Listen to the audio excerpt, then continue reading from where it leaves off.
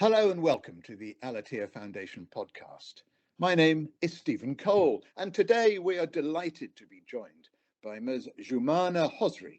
Joumana is a board member of the Fernand Hosri Group. The group was founded in 1966 by her father, Mr. Fernand Hosri, and is based in the Middle East. The group operates in various fields such as renewable energy, telecommunications, security, fire suppression, fast-moving consumer goods or FMCG, office equipment, and insurance brokerage. So, Joumana, welcome to the Al-Attiyah Foundation podcast. Thank you, Stephen. I'm happy to be here. I think highly of the Al-Attiyah Foundation work. It's a respected think tank focused on our industry, and really we all benefit from the various publications. Joumana, just picking up, you have the reputation of a leader in every possible way, passionate about your work, a strong belief in human capital, also someone who invests heavily in relations with company stakeholders. Is all of that a fair description? Oh, Stephen, you've been well informed. Yes, absolutely. Passion is my drive. This is the only thing that keeps me going. I wake up very, very early in the morning. I'm an early riser. I start my workday at 5 every day, and I have a 16-hour working day. And I never say I'm working, because throughout that day, I'm spending time with stakeholders who end up being friends. And you can notice across all my day meetings, my whatever I do, people end up being friends. And this was by choice. I can tell you in 2017, when I was selected by the family to spearhead the renewable energy field, I had experience in the security, I had experience in the FMCG, nothing in the energy sector. And when I started, I just said one thing: I'll never go to any other industry after renewable industry. I really found my calling. Renewable energy industry is something about doing good across board. You wake up in the morning, whatever you achieve is good for your company, for your client, and for the planet. So everybody wins. And the word I use is win, win, win. And I always add a fourth win for the communities, the countries where we're installing those projects. So having this positivity in your day, and being a family business, a family member, I get the luxury of choosing my clients. So I'm choosy. I choose only the people who match our values. And when you're working with pleasant people, with people you like, have the same values, well, what can go wrong? Right?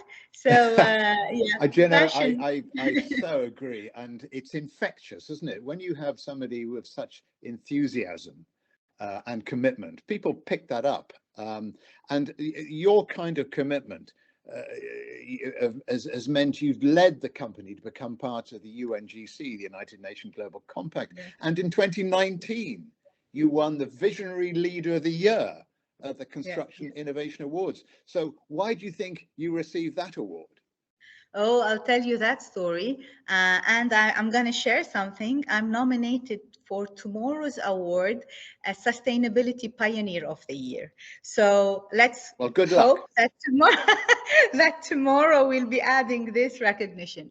So yes, in 2017, or actually starting 2013, we, as a family leadership, we were looking at the new verticals: security, FMCG. These were our backbones, telecom.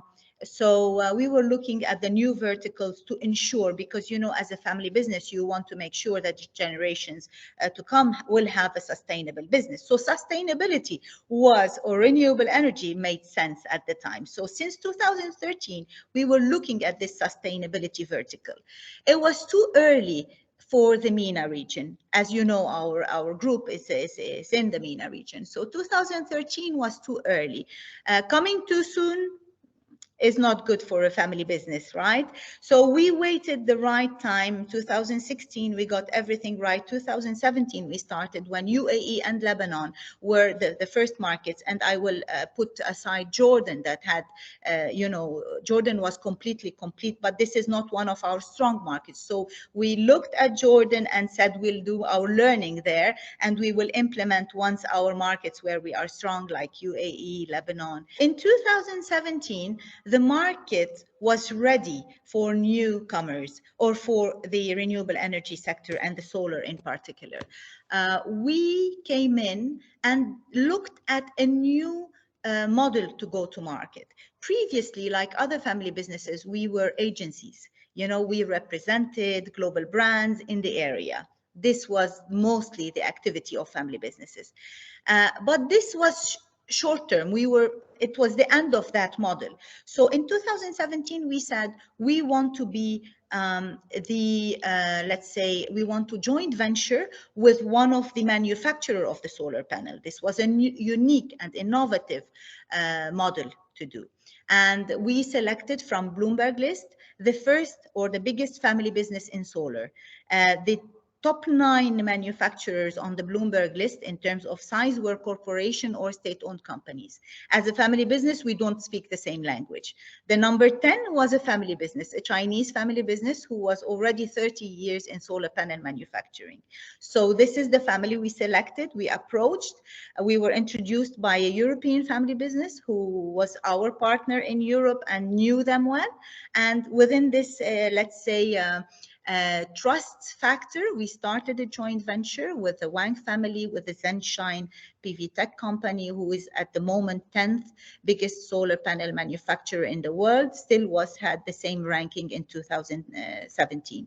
And this is how Sacotel Zenshine became the first Middle Eastern Chinese joint venture to bring to the market, the Middle East market, the solar panels.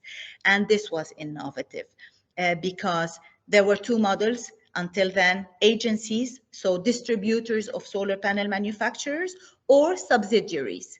So Chinese companies opening branches in Jordan or UAE and bringing their material to sell them on the markets. By creating this joint venture, we kind of blended our know-how in the Middle East, their know-how in the manufacturing of solar panel, and we brought that a much richer experience to the consumer, to the markets in the Middle East. And this was innovative. It led to winning the first DEWA tender, the 100 megawatt of Shams Dubai.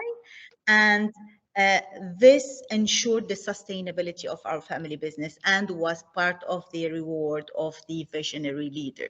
This transformation, this new model, the go-to-market model, which was a JV and still is. We are the only JV with a Chinese solar panel manufacturer. Other than that, all the Bloomberg lists are fully owned by Chinese company, fully owned by Chinese, and the go-to-market model is through either distributors or subsidiaries. Yeah, as you say, Joumana, this is innovative.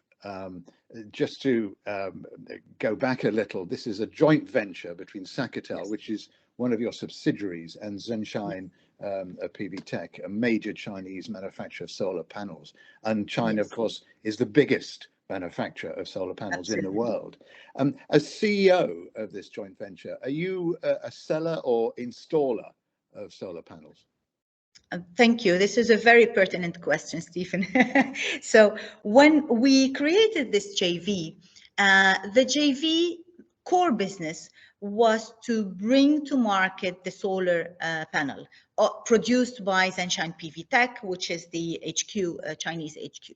However, let's say 2 years down the line, we realized that we had a much more competitive advantage, more to offer than just proposing the solar panel. So the agility of the JV, which is, by the way, 50-50, so it's 50% for Sacotel and 50% for Zenshine, the agility of this new entity was to play a variety of roles. So we develop or co-develop renewable energy projects, in particular solar projects. We help finance solar energy projects, and in some very specific cases, we actually do the EPC, which we call engineering, procurement, and construction of solar energy projects. But this is really specific when we have to do it, or when we, I mean, when it is strategic to do it. So we've done it like with World Health Organization once. We've done it with World Bank in 2 various projects, and we've done it in Saudi Arabia with Apple in 1 project. So we only do it when we need to do it. That's not our calling. So we are agile. The core remains the solar panel supply, right? This is the core business, but we are very agile around that, because this is what we try to be a support to our clients. As you said, the stakeholders are our friends. We're passionate about their business, and we want to help. And sometimes stepping in or helping them develop, co-develop, finance, co-finance is part of this support that we give to our stakeholders. And are Gulf countries such as Qatar, are they embracing solar energy? Oh, yeah, we can say that Qatar is engaged in the solar, let's say, in the renewable energy and the energy transition. Of course, Qatar by 2030 is committed to 20% of energy generation from renewable energy, which is not the highest number in the area, similar to Saudi and UAE, for example, but is a fair number. So yes, Qatar is moving towards this transition. They've not yet committed to, I mean, the number of gigawatt installed is not similar in percentage of penetration as other markets that are more advanced. Right. But I believe that when there is a will, there is a way. When you start, you know, announcing and creating organizations such, for example, let me see, in Qatar, you have the National Climate Change Committee, chaired by the Ministry of Environment, who is looking to make sure that the renewable energy targets are met. So usually when there is a commitment, you end up at least, you know, closing the gap as much as possible. So yes, we can say Qatar is engaged. And the emphasis, Joumana, in the Gulf region appears to be on major solar plants and distributed electricity, while in Europe, for example, the trend is to be mainly on domestic solar panels, just on roofs of houses around the country. Why is that? Stephen, we have to look at the dynamic of the region. First of all, land is not scarce in let's say GCC, right? The desert gives this opportunity to build solar plants that are not very far from the cities. So the distribution or the transmission of the generated power in the solar plants in the desert is feasible. Right? So let's take the example of Dubai. When we go to Bin Rashid Park, which is really not so far from the city, the capacity generated there can reach the city with minimum losses. So it makes sense to build solar plants rather than focus only on rooftops. This scenario is not so present in Europe, where the landscape is very different, right? So I would say this would be a major, you know, a trend setter. This is why here they can go in the desert and build those huge solar plants and feed in the city nearby without any difficulty. That all makes very good sense. Your company, Joumana, are part of the UN Global Compact. What is that? I don't know much about the Global Compact at the UN. So tell us what it is briefly, and what made you eager to be part and involved with the organization. Well, the UN Global Compact is a place where companies can enroll and let's say announce that they abide by the principles of the UN, right? The SDGs. So it's a place for companies. And when you're a family business, and our family is a business, the Fernand Hosri Group is now 55 years old. So when you have your own values, the family values.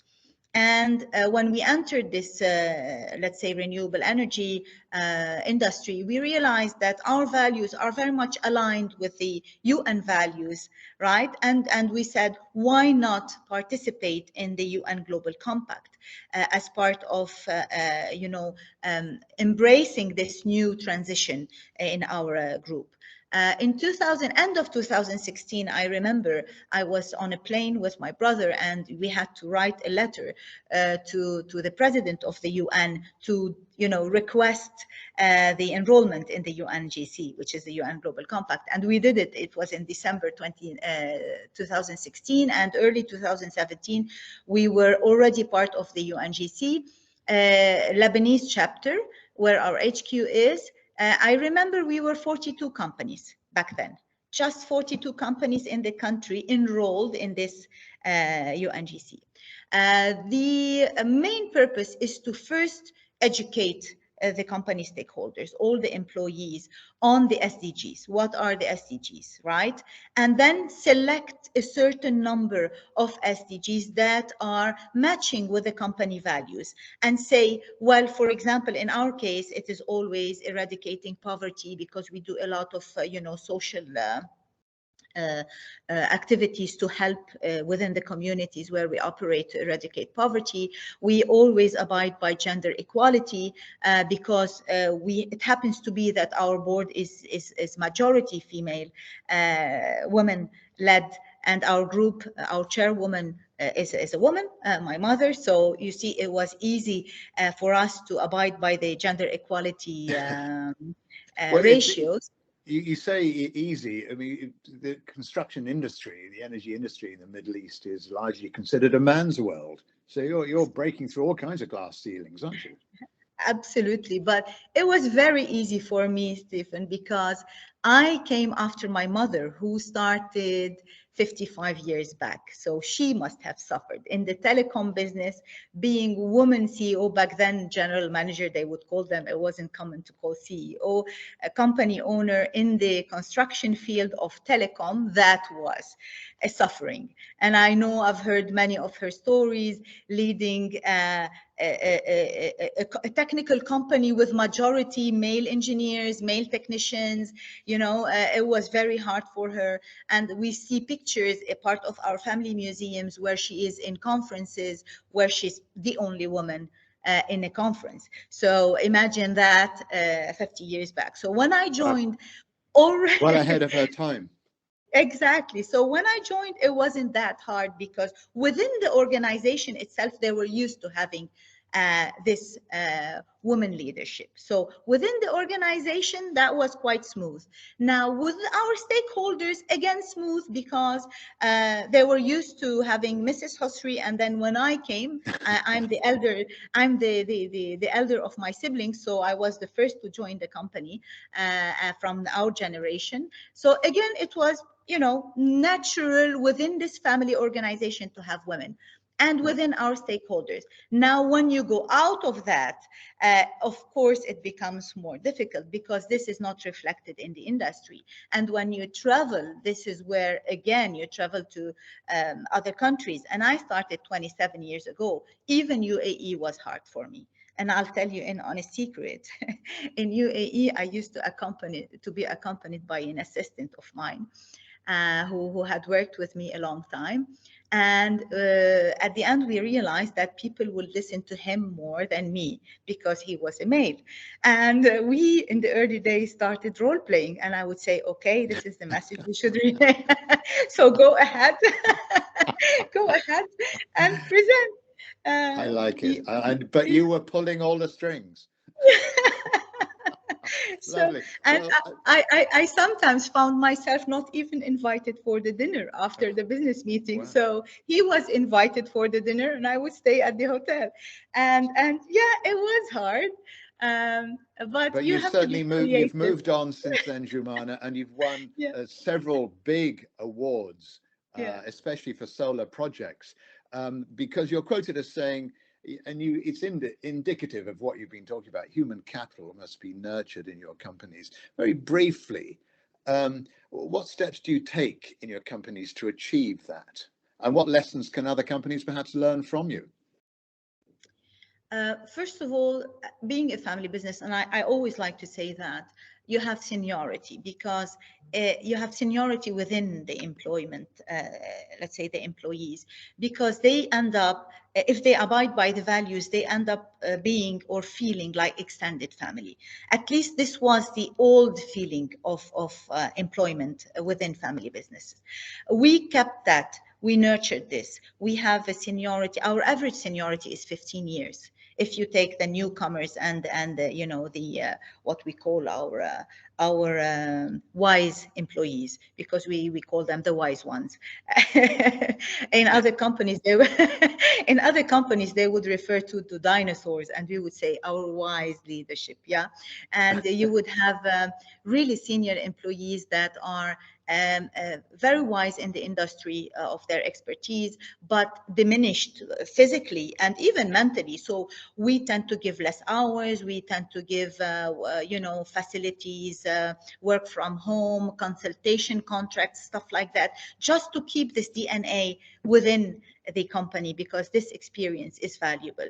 So this is one of the things we do.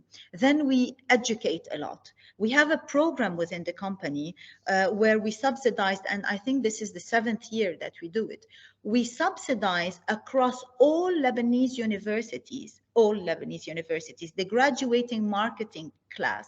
We enroll them into a competition where they work 6 months in a real case scenario, right, to compete across all universities on a real project that we give them, and we subsidize all that. So education is part of this. All Yes. our teams are involved in this program, and then there is a professional jury that judges this program. It's called Unleash Your Creativity, and then these winners actually take real jobs in leading companies, not ours. We select for them companies that match the project that they worked on. And education is important. Being part of UNGC is part of that education, because you know, as you know, the United Nations has a lot of awareness programs, and when you are enrolled in UNGC, you benefit from those that are meant for companies, right? So our teams are educated. They know their rights well. They know our aspirations. We try to, you know, respect gender equality, encourage that, create new initiatives that match the UN SDGs. So. Okay, well, we're running out of time, sadly, Joumana, because you've had so much of interest to say. But I want one last question, if I may. There are very important sources of energy around at the moment, including solar and hydrogen. Do you think that solar power will become the most important source of energy in the next 30 years, or would that be hydrogen or something else? Stephen, thank you for that question. As I was just, you know, describing to you my path in this renewable energy industry, we started as solar module manufacturer, solar panel manufacturer or supplier. Yes, I believe very firmly that solar, being the cheapest source of energy today and in the coming years, will fulfill its role as being the, you know, in renewable energy, the biggest share of renewable energy source. Especially in our region, we are blessed with a great irradiation. So the solar generation from the same panel in the MENA region is so much higher from, let's say, Europe. So yes, it makes sense to keep on investing in solar plants in the region. Now, hydrogen, there is a huge hype around hydrogen, right? And again, hydrogen is not yet a reality on scale. It has started. We know the NEOM case in Saudi Arabia.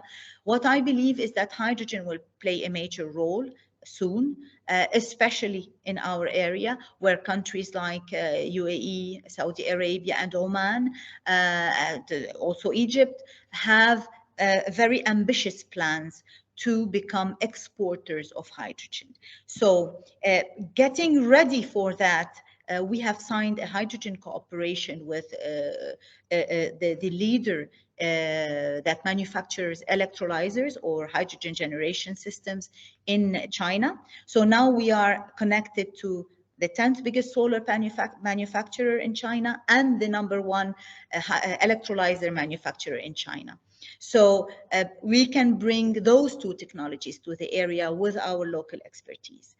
Because I believe that those are the two pillars on which the energy mix in the area, the transition will move. That makes perfect sense. Joumana Hosri, that was my last question, and thank you for giving us your fascinating insights into all the various subjects we've covered, especially solar, that I'm sure our listeners enjoyed. The Foundation very much looks forward to speaking to you again in the future, and thank you for listening. Be sure to keep up to date with all of the Al-Attiyah Foundation's work by following us on Twitter and YouTube using the Al-Attiyah Foundation handle. From me, Stephen Cole, goodbye.